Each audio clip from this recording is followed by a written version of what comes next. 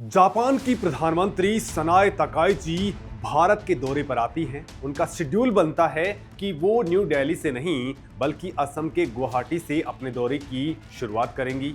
हालांकि बाद में कुछ लॉजिस्टिक और डिप्लोमेटिक कारणों से ये प्रोग्राम चेंज होता है और वो दिल्ली पहुंचती हैं।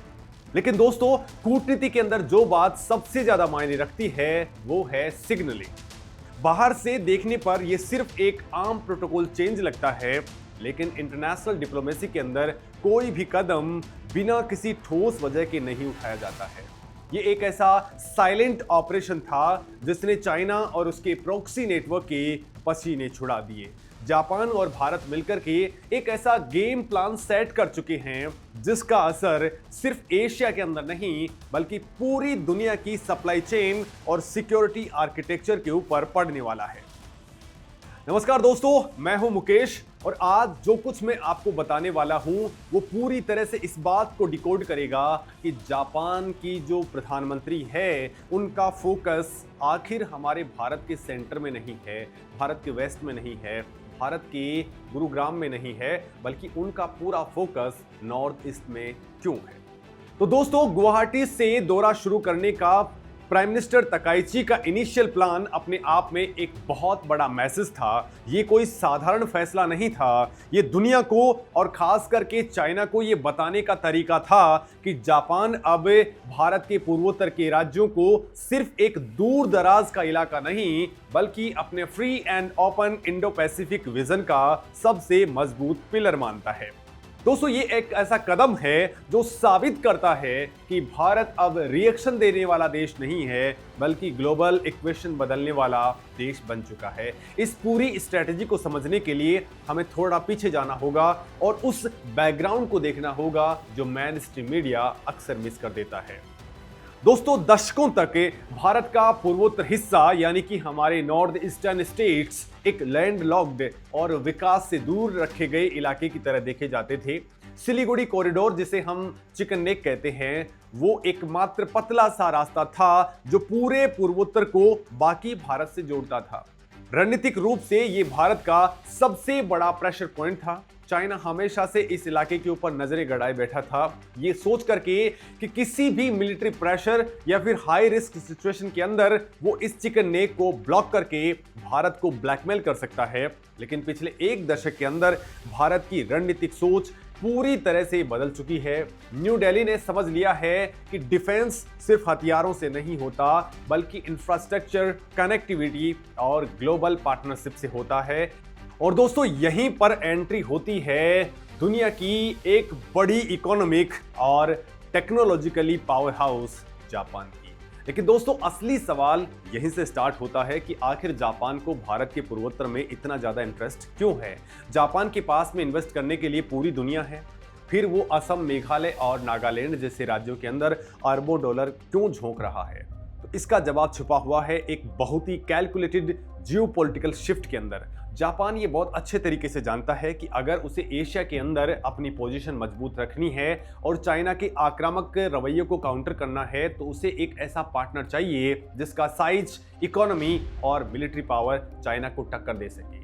वो पार्टनर सिर्फ भारत ही हो सकता है और भारत का पूर्वोत्तर हिस्सा साउथ एशिया और साउथ ईस्ट एशिया के बीच का सबसे क्रिटिकल रणनीतिक गलियारा है।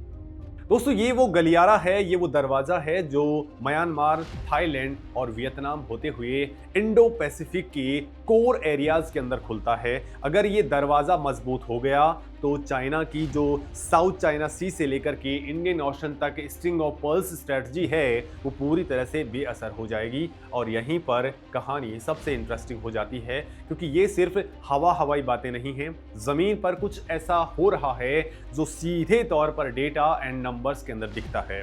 दोस्तों, इस साल की शुरुआत के अंदर जब इंडिया जापान फॉरेन मिनिस्टर्स का स्ट्रेटेजिक डायलॉग हुआ था तो उसमें एक बात बिल्कुल साफ दिख गई थी। दोनों देशों ने India Japan act east forum को ना सिर्फ रिवाइव किया बल्कि उसे एक एग्रेसिव मोड के अंदर डाल दिया। दोस्तों, ये फोरम कोई साधारण कमेटी नहीं है, ये वो इंजन है जो नॉर्थ ईस्ट के अंदर जापान के इन्वेस्टमेंट और भारत की एक्ट ईस्ट पॉलिसी को अलाइन कर रहा है। दोस्तों पिछले 18 महीनों का ट्रैक रिकॉर्ड देख लीजिए। मेघालय, असम, नागालैंड और अरुणाचल प्रदेश के मुख्यमंत्रियों ने जापान का दौरा किया है। ये कोई कल्चरल एक्सचेंज ट्रिप नहीं थी, बल्कि ये हार्डकोर इकोनॉमी और स्ट्रैटेजिक पार्टनरशिप के एग्रीमेंट के साइन होने की बात थी। अब दोस्तों जरा ध्यान से समझिए, क्योंकि यहीं पर पूरा गेम पलटने वाला है। दरअसल दोस्तों कुछ सॉलिड नंबर्स पर अब हम बात करते हैं। मेघालय सरकार ने जापान के साथ में एक ऐसा एग्रीमेंट साइन किया है जिसके तहत अगले 5 सालों के अंदर राज्य के अंदर 5000 युवाओं को सीधे जापान के अंदर रोजगार मिलेगा। असम ने इससे भी एक कदम आगे बढ़ाकर के 20,000 युवाओं को जापानी कंपनियों के लिए ट्रेन करने का करार किया है। ये आंकड़ा छोटा लग सकता है, लेकिन इसका इम्पैक्ट बहुत बड़ा होने वाला है। जापान इस वक्त एक बहुत बड़े डेमोग्राफिक क्राइसिस से जूझ रहा है। वहाँ की आबादी बूढ़ी हो रही है और उसके अंदर स्किल्ड वर्कफोर्स की सख्त जरूरत है। दूसरी तरफ भारत का पूर्वोत्तर युवाओं से भरा हुआ है। भारत अपनी इस यंग वर्कफोर्स को जापानी लैंग्वेज, कल्चरल और टेक्निकल स्किल्स के अंदर ट्रेन कर रहा है। इससे सिर्फ रोजगार नहीं बढ़ रहा, बल्कि दोनों देशों की सोसाइटीज के बीच में एक ऐसा ह्यूमन ब्रिज बन रहा है जिसे कोई भी विदेशी प्रोपेगेंडा या मिलिट्री प्रेशर कभी भी नहीं तोड़ सकता है। दोस्तों जो बात सामने दिख रही है, असली खेल उससे कहीं ज्यादा बड़ा है। बात सिर्फ जॉब्स या फिर लैंग्वेज ट्रेनिंग की नहीं है, असली खेल है टेक्नोलॉजी और फ्यूचर इंडस्ट्री का। दोस्तों आपको पता ही है कि आज के टाइम के अंदर दुनिया का सबसे बड़ा वेपन कोई मिसाइल नहीं, बल्कि एक छोटा सा चिप है जिसे हम सेमीकंडक्टर कहते हैं। जिस देश के पास में सेमीकंडक्टर की सप्लाई चेन का कंट्रोल है, वही 21वीं सदी का सुपर पावर है। अभी तक दोस्तों इस सेक्टर के ऊपर ताइवान और चाइना का भारी दबदबा रहा है, लेकिन अब जापान और भारत मिलकर के इस मोनोपोली को तोड़ रहे हैं। असम के जगीरोड में भारत की पहली सेमीकंडक्टर फैब और असेंबली टेस्टिंग फैसिलिटी तैयार हो रही है और इसमें सबसे बड़ा रोल टाटा इलेक्ट्रॉनिक्स और जापान की टोक्यो इलेक्ट्रॉन का है। दोस्तों ये प्रोजेक्ट कोई छोटा मोटा इन्वेस्टमेंट नहीं है, ये 27,000 करोड़ रुपए का एक ऐसा मेगा प्रोजेक्ट है जो पूरे नॉर्थ ईस्ट को ग्लोबल सप्लाई चेन का एक क्रिटिकल हब बना देगा। और यही वो पॉइंट है जिसे ज्यादातर लोग मिस कर रहे हैं। दोस्तों असम के नगर बेरा के अंदर एक डेडिकेटेड जापानी इंडस्ट्रियल टाउनशिप प्रपोज की गई है। और दोस्तों इसका मतलब समझते हैं आप, इसका मतलब है कि जापान की टॉप टियर कंपनीज अब सीधे असम के अंदर अपना बेस बनाएंगी। वहां का इंफ्रास्ट्रक्चर, वहां के नियम और वहां का इकोसिस्टम इस तरह से डेवलप किया जा रहा है कि जापानी इन्वेस्टर्स को बिल्कुल अपने घर जैसा माहौल मिल सके। जब एक विदेशी पावर आपके अपने स्पेसिफिक रीजन के अंदर इतना डीप इन्वेस्टमेंट करता है, तो वो सिर्फ पैसा नहीं लगा रहा होता है, वो उस इलाके की सिक्योरिटी और स्टेबिलिटी के अंदर अपना स्टेक खरीद रहा होता है। कल को अगर इस रीजन के अंदर कोई भी बॉर्डर टेंशन या फिर एक्सटर्नल थ्रेट क्रिएट होता है, तो वो सिर्फ भारत का मसला नहीं रहेगा, वो सीधे तौर पर जापान के नेशनल इंटरेस्ट का विषय भी बन जाएगा और वो भी इसे अपना हमला समझेगा। ये भारत की वो साइलेंट डिप्लोमेसी है जिसने बिना एक भी गोली चलाए चाइना के सामने एक मजबूत इंटरनेशनल शील्ड तैयार कर दी है। लेकिन दोस्तों इस पूरे इकोसिस्टम को खड़ा करने के लिए सबसे ज्यादा जरूरत किस चीज की है? वो है इंफ्रास्ट्रक्चर की। और यहाँ एंट्री होती है जापान इंटरनेशनल कोऑपरेशन एजेंसी यानी कि जाइका की।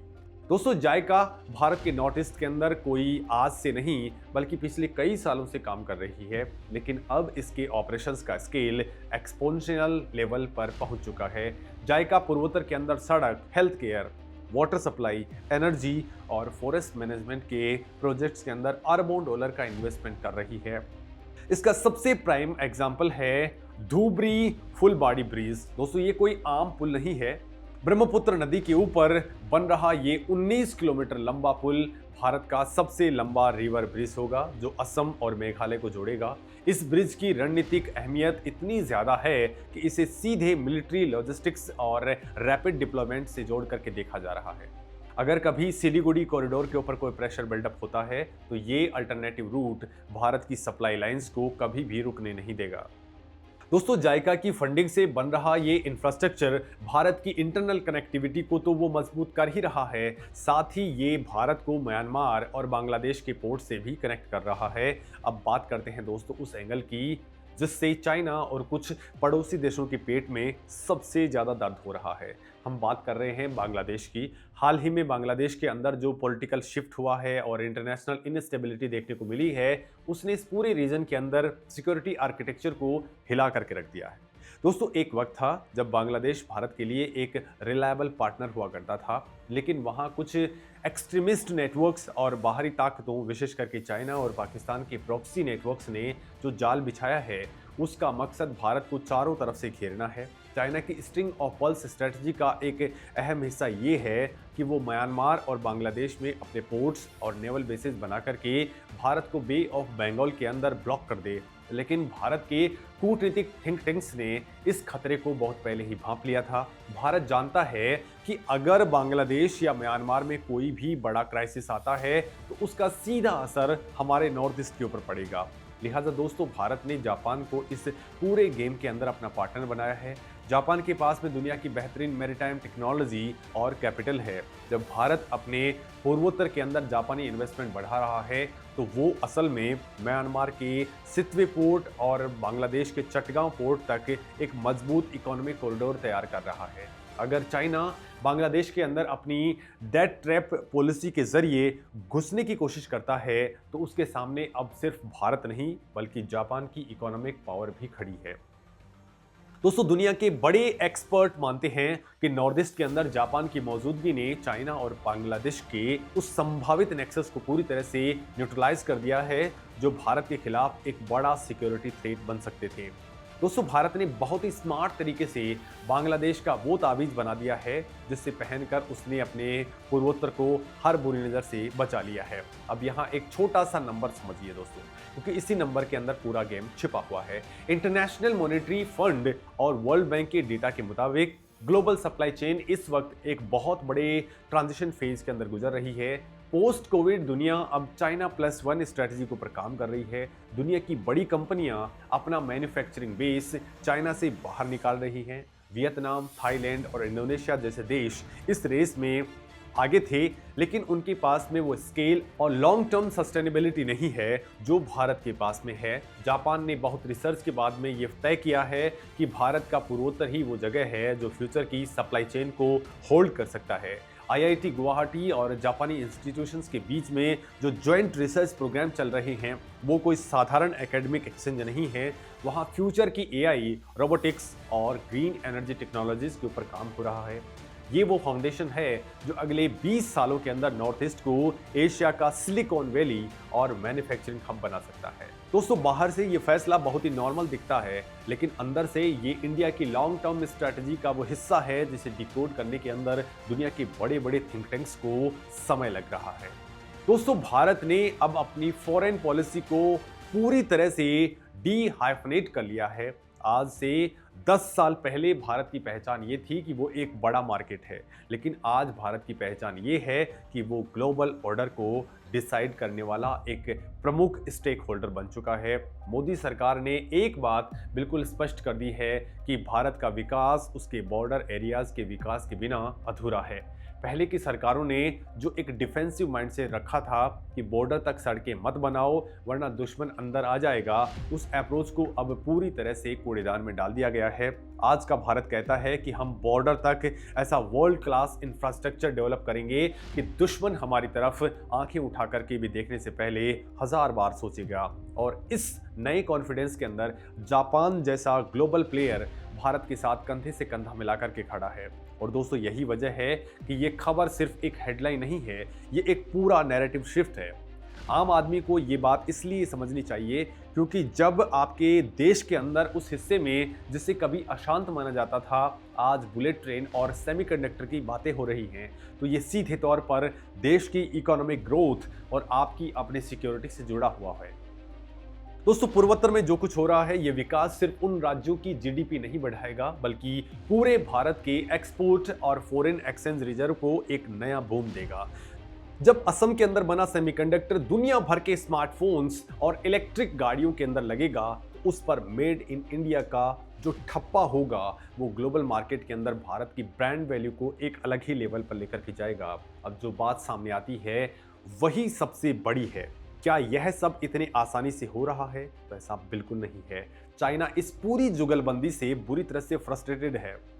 दोस्तों, ग्लोबल टाइम्स से लेकर के चाइनीज कम्युनिस्ट पार्टी के माउथपीस लगातार इस बात को लेकर के प्रोपेगेंडा फैला रहे हैं कि इंडो पैसिफिक में कोई भी बाहरी पावर दखलंदाजी नहीं कर सकता है। चाइना ये नैरेटिव सेट करने की कोशिश कर रहा है कि भारत और जापान का ये अलायंस एशियन स्टेबिलिटी के लिए खतरा है, लेकिन हकीकत तो ये है कि असली खतरा खुद चाइना की वो विस्तारवादी नीतियां हैं जिन्होंने साउथ चाइना सी से लेकर के हिमालय तक अशांति फैला करके रखी हुई है। भारत और जापान की ये पार्टनरशिप उसी एग्रेशन का एक माकूल जवाब है, जहां चाइना देशों को कर्ज के जाल में फंसा करके उनकी संप्रभुता छीनता है, वहीं Japan transparent funding, technology transfer और कैपेसिटी बिल्डिंग के जरिए देशों को आत्मनिर्भर बनाता है। ये डेमोक्रेसी वर्सेस डिक्टेटरशिप का वो साइलेंट युद्ध है जो बिना हथियारों के इकोनॉमिक फ्रंट पर लड़ा जा रहा है। दोस्तों, इस पूरी स्ट्रैटेजी का एक हिडन लेयर भी है जिसे समझना बहुत जरूरी है। बात सिर्फ जापान तक सीमित नहीं है। जब जापान भारत के पूर्वोत्तर के अंदर इतना बड़ा दांव खेलता है तो इसके पीछे अमेरिका और पूरे ईस्टर्न ब्लॉक का भी एक इनडायरेक्ट सपोर्ट होता है। दोस्तों, क्वाड देशों का जो समूह है जिसमें भारत, अमेरिका, जापान और ऑस्ट्रेलिया इंक्लूड हैं, उसका मेन टारगेट ही इंडो पैसिफिक को फ्री एंड ओपन रखना है। हालांकि क्वाड कोई मिलिट्री अलायंस नहीं है, लेकिन इसकी जो अंडरलाइन स्ट्रेटजी है वो पूरी तरह से चाइना की मोनोपोली को तोड़ने के ऊपर बेस्ड है।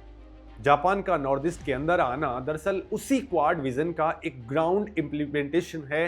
भारत ने बहुत ही चतुराई से अपने द्विपक्षीय संबंधों का इस्तेमाल मल्टीलेटरल गोल्स को अचीव करने के लिए किया है। अब दोस्तों, फैसले दिल्ली में होते हैं और उनका असर सीधे ग्लोबल मैप के ऊपर दिखता है। इस पूरी डेवलपमेंट को अगर हम भारत की स्ट्रेटेजिक ऑटोनॉमी के चश्मे से देखें तो यह एक मास्टर क्लास है।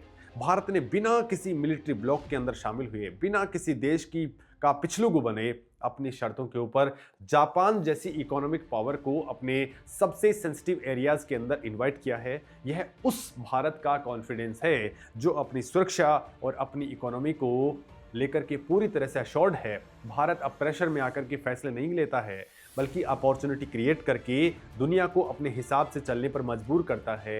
ये दुनिया के किसी इलाके के अंदर रिस्क देखता है तो भारत वहाँ एक नया कॉरिडोर बना देता है। दोस्तों, आपको क्या लगता है, क्या भारत को ये नॉर्थ ईस्ट जापान अलायंस आने वाले टाइम के अंदर एक असली गेम चेंजर साबित होगा, या फिर दुनिया अभी भी भारत की नई रणनीतिक ताकत को पूरी तरह से डिकोड नहीं कर पाई है? आप इस मामले में क्या कुछ सोचते हैं? कमेंट करके जरूर बताएं। साथ ही जापान की जो प्राइम मिनिस्टर इंडिया में आई है उसको लेकर के आपका क्या कहना है? कमेंट करके जरूर बताएं। नमस्कार दोस्तों।